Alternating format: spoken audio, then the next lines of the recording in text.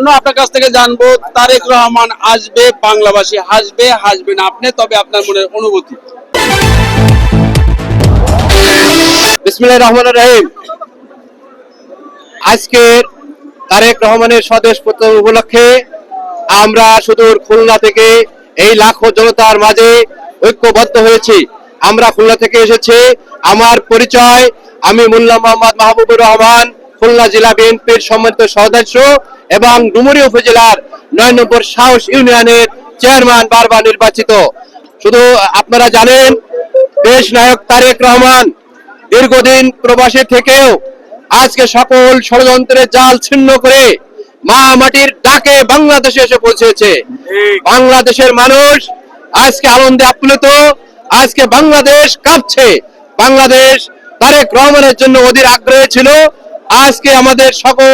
আজকে সকলের আশা পূর্ণ হয়েছে। বাংলাদেশের মাটিতে তারেক রহমানের পা রাখা মাত্রই বাংলাদেশ নতুন ভাবে সেজে উঠেছে। বাংলাদেশের মানুষ আজকে দেখেছে এবং জেনেছে বাংলাদেশের মাটিতেই শহীদ রাষ্ট্রপতি জিয়াউর রহমানের মাটি এবং বিএনপির ঘাঁটি। এই ঘাঁটিকে আরো শক্তিশালী এবং দেশকে সামনের দিকে এগিয়ে নিয়ে যেতে হলেই তারেক রহমানের মতো নেতৃত্ব বাংলাদেশের প্রয়োজন। সেই কারণে মাটির ডাকে তারেক রহমান বাংলাদেশে এসেছে। আমরা আনন্দে আপ্লুত।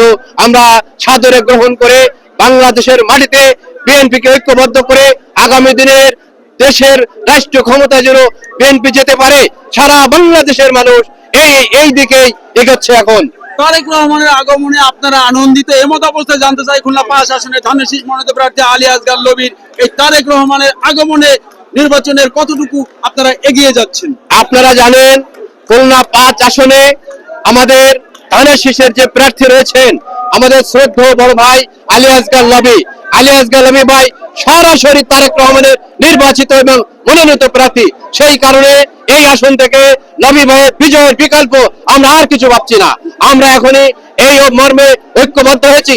ডুমুরিয়া এবং ফুলতলাবাসী ঐক্যবদ্ধ হয়েছে ধানের শীষ প্রতীকে লবি ভাইকে বিজয়ী করে তারেক রহমানের হাতে জাতীয় সংসদে লবি ভাইকে পাঠাবে, এই প্রত্যয় ব্যক্ত করেছেন খুলনা 5 আসনের মানুষ।